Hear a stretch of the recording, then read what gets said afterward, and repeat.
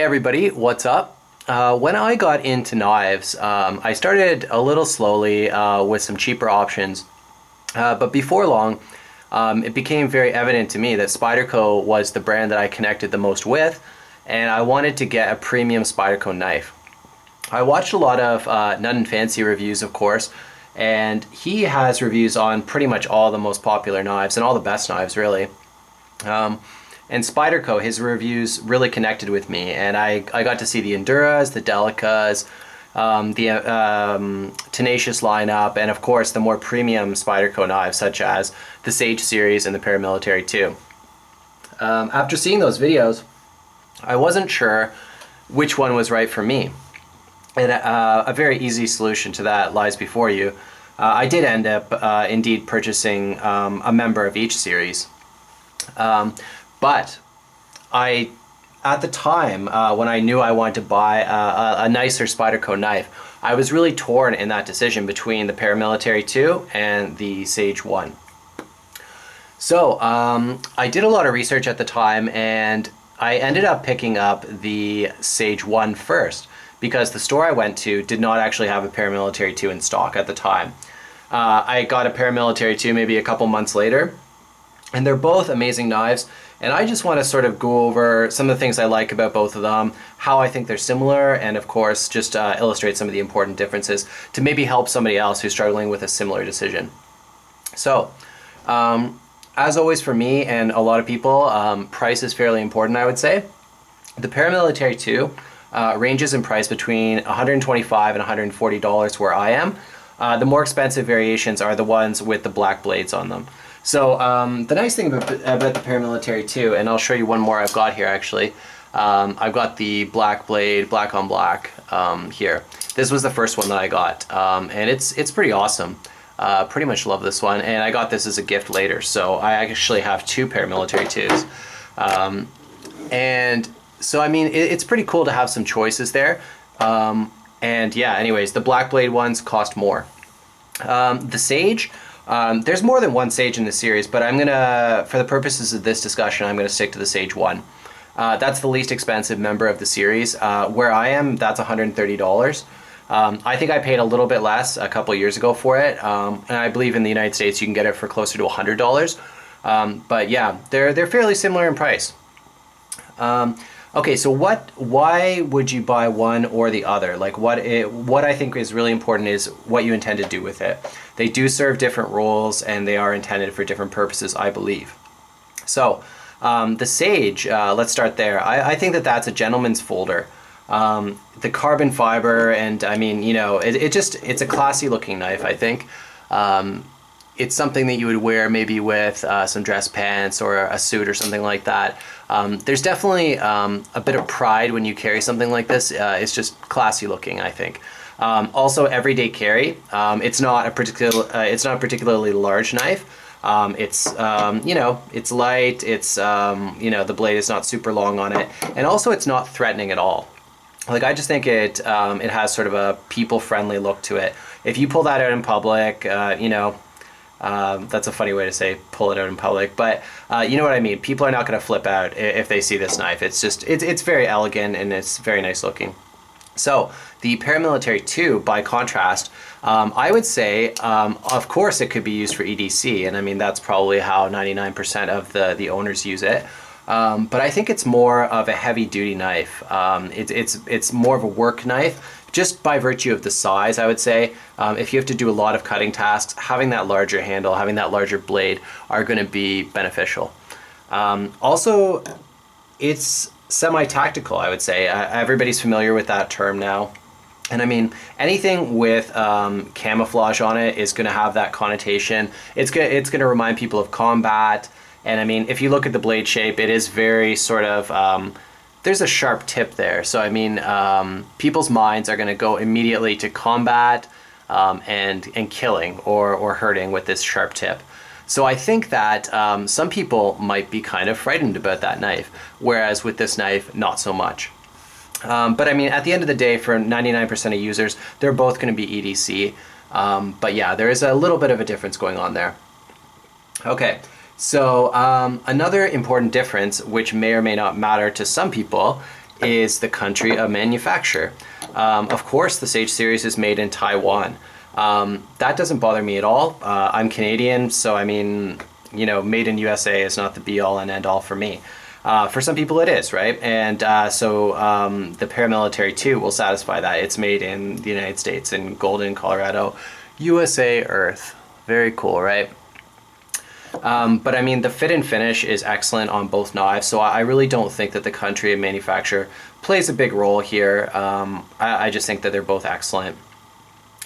Okay, so let's talk a little bit more about the blade shape, because I do think that's important. So I would say that the Sage is sort of a leaf-shaped blade. It's got sort of a symmetrical look to it, and I don't know, I guess it's just, it's good for utility. It's a little shorter than the paramilitary 2. I like it. It's just a good all-around cutter. It's got the FFG on it. They both do, really. And yeah, it's excellent. I don't have anything bad to say about that blade shape. It's sort of a good all-around blade shape. The paramilitary 2, by contrast, I would call this a spear point, or maybe a draw point. I'm not really sure. But it's obviously got that sharp tip on it, which is going to be good for really delicate cutting tasks. It does have that longer blade length, so you have a bit more capabilities there. It's also FFG. You know, there's a bit of belly there as well as on the Sage. I think both blade shapes are fantastic. It's just which one appeals more to you, or which one is going to suit your cutting tasks a little better. I think they're both great. Okay, the weight. The weight is actually very similar, despite the fact that the paramilitary 2 is quite a larger blade. So the Sage is 3.2 ounces. Other members of the series have different weights, but remember, we're only talking about the carbon fiber version here. So 3.2, and the paramilitary 2 is 3.75. So really not that different. They're both a very carryable weight. Both very reasonable, especially for the blade length and the fit and finish, the quality. There's no wasted weight here. It's just great overall. I think it's perfect for EDC. It's perfect for any role you want to put that into. So I did mention the blade length, and I think that's worth pointing out. If you want a longer blade, then you are going to want to go for the paramilitary 2. Both blades are fantastic, but some people I've spoken to, and I actually find myself these days, more partial towards smaller blades. Here's the thing, right? If you know that you're gonna be doing a lot of work throughout the day, you know, having a longer blade, such as the Recon 1 or the paramilitary 2, maybe a Voyager, an Endura, something like that, where the handle is longer and the blade is longer, I think that that's the way you want to go if you know that you're going to be doing cutting throughout the day. If it's possible that you might have to do cutting, but it's not being planned, that's where the smaller blade length comes into play. Here's a Delica, by the way. You know, it's easier to carry for sure.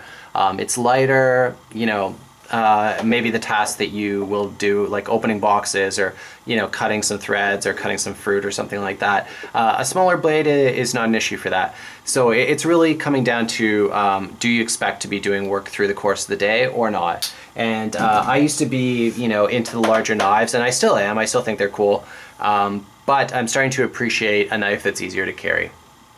So what about the handle material? I think that's also an interesting contrast. So on the Sage 1, we have the carbon fiber, and I know that this has been discussed at length, but so I won't go into you know, tons of detail repeating everything. But one thing that I will say about this is there's a surprising amount of grip, which people have pointed out. But the other thing that I think is really cool is the durability of it. This looks pretty much identical to the day that I bought it. There are no scuffs on it anywhere. You know, it's held up amazingly well. I've dropped it before, you know, I mean, I haven't hard used it, that's the thing. I mean, it's an expensive knife, so I have taken care of it. But it's no worse for wear. No wear and tear at all on this. So if that's preventing you from buying the carbon fiber version of the Sage, or any Sage for that matter, let me just say that this is a really durable knife. No wear and tear whatsoever after over a year of use, maybe a year and a half. And yeah, it's great. I really like it. The paramilitary 2, the G10 is pretty awesome. If you've never owned a knife in G10, there are different levels of quality to it for sure.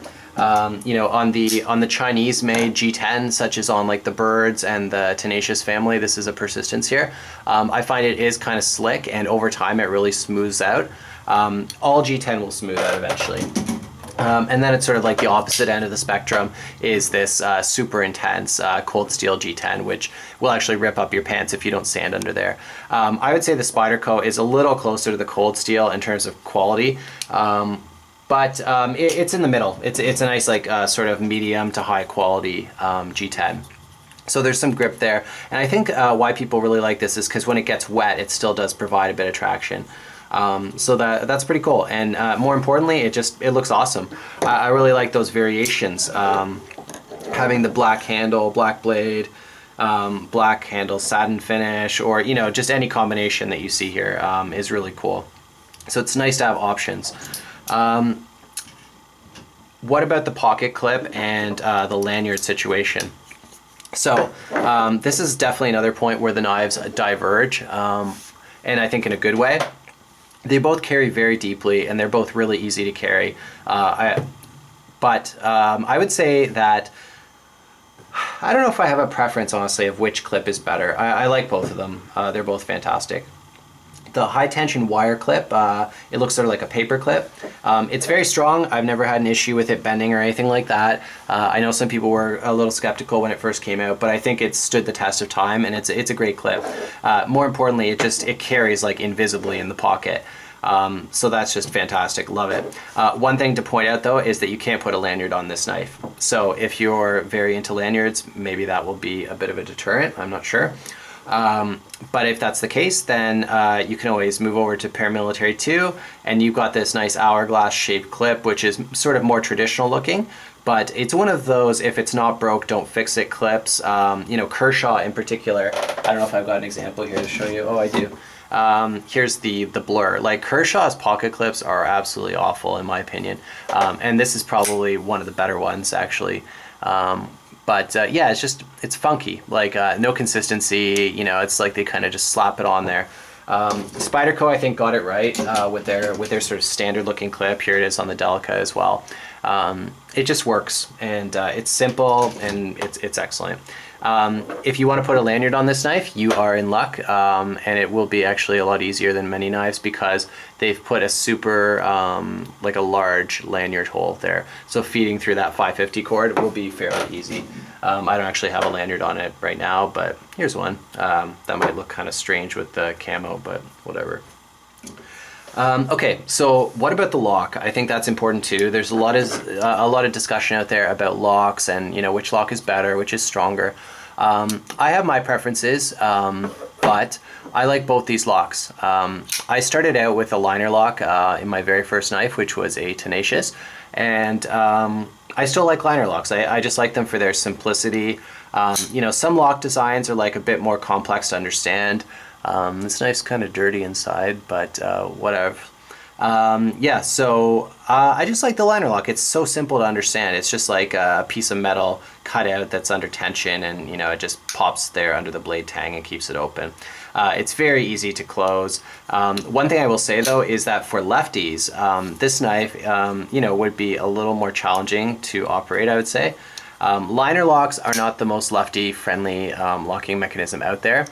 So if you're looking for an ambi knife, I would suggest either a triad lock or perhaps a back lock.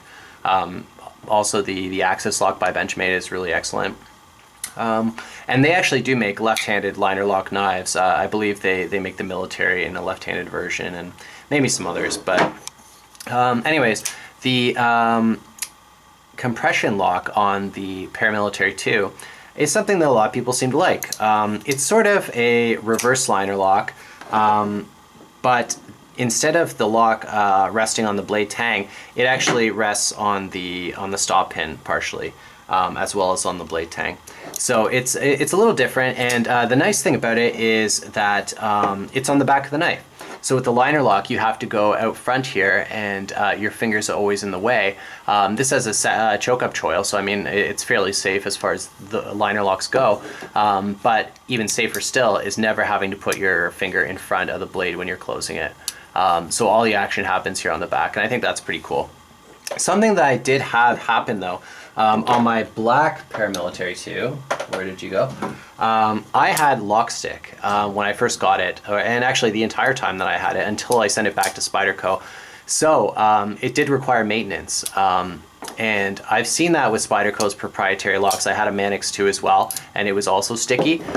So I do find myself a little bit more, I don't know, I mean, they're both cool locks for sure, but this one has required no maintenance whatsoever. It's been perfect.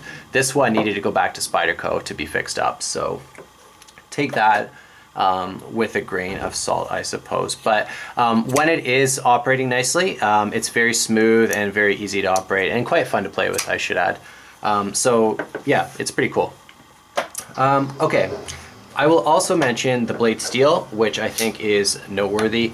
It is the CPM S30V, which a lot of people really like, including myself. It holds its edge for a very long time, and it's just a premium blade steel. It comes in a lot of knives, and with good reason. It's just it's gained a reputation for being just great. It resists corrosion. It holds its edge for a long time. It's not impossible to resharpen. It takes a little bit longer than those softer steels, but that's a good thing. So yeah, overall, which one would you choose? Well, I chose both, obviously, but what I would say though, from talking to a lot of people, reading a lot online, everybody well, maybe not everybody, but most people seem to agree that the Spyderco Paramilitary 2 is a must-have. I think a lot of people have that in their collection, at least one. Some people go kind of crazy and buy a whole bunch of them. I find myself with 2, you know, and I only have 1 Sage, so what does that tell you?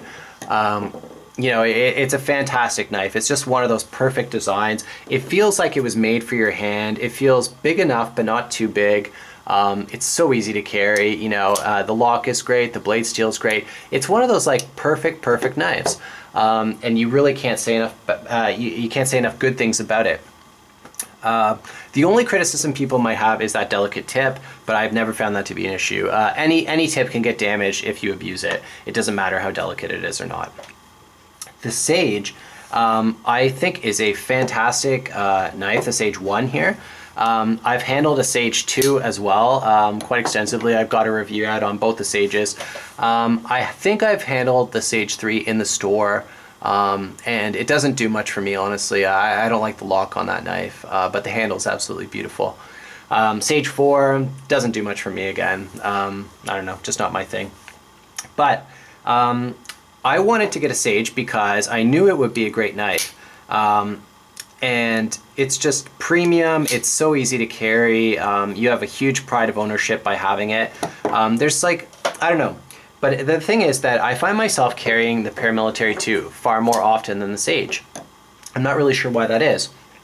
There's nothing at all wrong with the Sage. It's pretty much perfect. But I think for me, it's just, it doesn't have that extra little something that makes you want to carry it. Like, you know, it doesn't have a special lock. You know, it's not too big, it's not too small, it's kind of perfect. It's right in there. But it just doesn't speak to me as much as the Paramilitary 2 does. And I think that a lot of people probably feel the same way. The Sage 2, by contrast, with that titanium handle, the frame lock, I think that that really has that extra little something, that titanium in there, that really speaks to people, and they absolutely love it. Yeah, that's pretty much my thoughts on the 2 knives.